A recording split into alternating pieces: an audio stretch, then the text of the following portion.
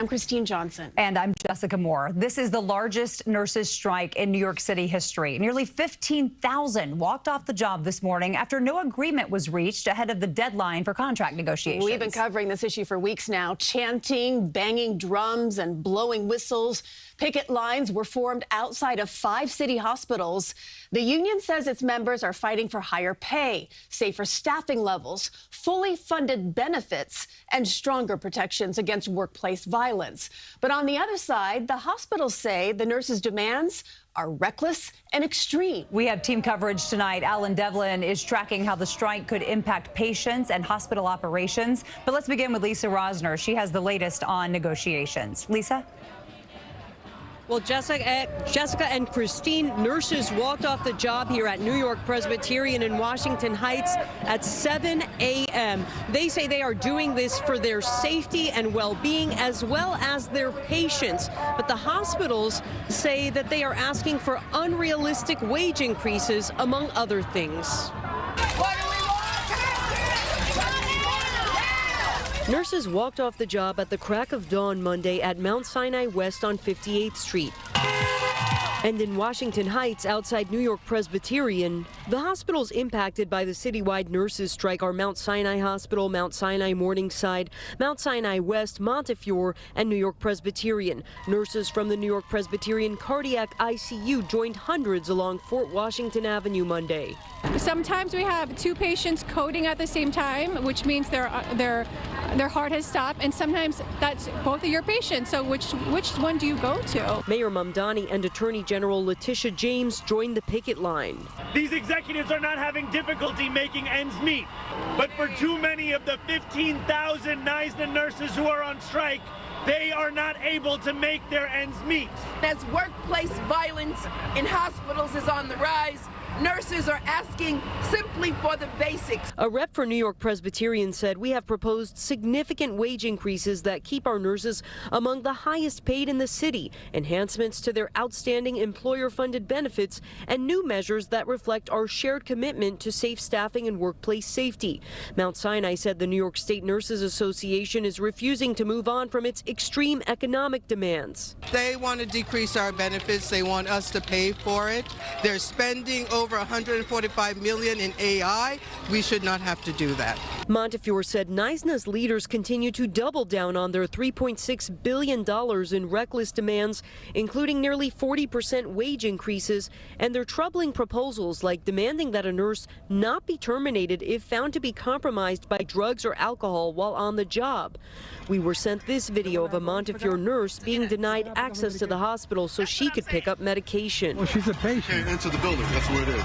A Montefiore spokesperson tells us strike preparedness plans for nurses on strike allow them to request their prescriptions be delivered to their homes directly. And regarding Montefiore's comments on discipline over substance abuse, NYSNA tells me they see that Montefiore wants to demonize and stigmatize substance abuse disorders. Now, for all negotiations, Governor Hochul is urging all sides to remain at the table and come to an agreement as soon as possible. As you can see here at New York Presbyterian, the nurses union doesn't appear to be stopping anytime soon. We're live in Washington Heights. Lisa Rozner, CBS News, New York. Lisa, thank you. And while the nurses and the hospitals continue to negotiate, patients are caught in the middle, some questioning whether they're receiving the best care. Devlin continues our team coverage live at Mount Sinai West with more on what you can expect if you have to visit one of the hospitals where these nurses are currently on strike. Alan?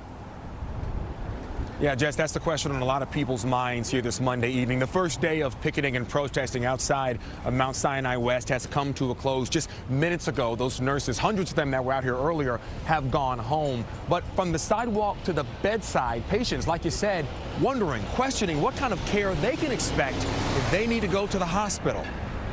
What do we want? When do we want it? Now! While the sidewalk outside of Mount Sinai West is crowded, filled with striking nurses loud and proud.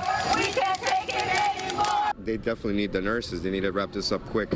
It's what's happening inside the hospital that has some patients thinking harder about their trip to the doctor. The city cannot have the nurses out here for any longer than today. Charlie Bravo's sister is a current patient at Mount Sinai West, and he says the strike has increased his anxiety about her stay. Are you second-guessing your sister's care at all inside the hospital without the nurses in there? Of course. And Tom Crane, now on crutches, used to be a patient and echoed the concern of stepping inside. I would be very worried if all the nurses were outside the hospital because, who's taking their place? The Greater New York Hospital Association released a statement that acknowledges the strike and says hospitals hired contract nurses to replace the strikers, adjusted the schedules of all of their workers, accelerated patient discharges, and rescheduled some planned procedures.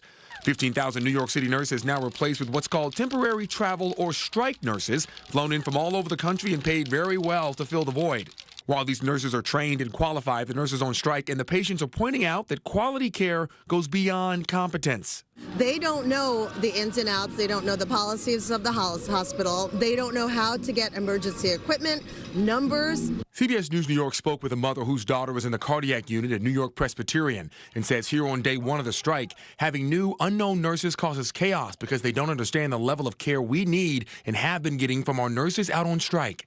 Her daughter pictured here with two signs in support of the strike. One reads, "I stand with my nurses." But across the picket line, many patients saying their visit was business as usual Monday. Are there any concerns you have, or was it just business as usual? Business as usual. Didn't make any difference to me at all. I'm fine. I don't know what's going on over there, but I was over there and everything was fine for me. The trip to the local hospital feeling a bit different for some, with the strike showing no signs of letting up anytime soon. And coming up at 6 p.m., I spoke to a mother whose son has been waiting in the hospital for 300 days, 29-month-old son, 300 days for a heart transplant. She's worried sick about the fact that the nurses that have been watching him for this long are no longer. She says this goes much longer than just knowing about the hospital. It's about knowing about the patient. Again, she'll be speaking with us here at 6 o'clock. You'll be able to hear from her. Right now, we're live from the Upper West Side. Alan Devlin, CBS News, New York. Alan, thank you. And be sure to stay with CBS News New York for the very latest on the nurses' strike and what it means for patients in our area. We'll bring you updates on air and online at cbsnewyork.com.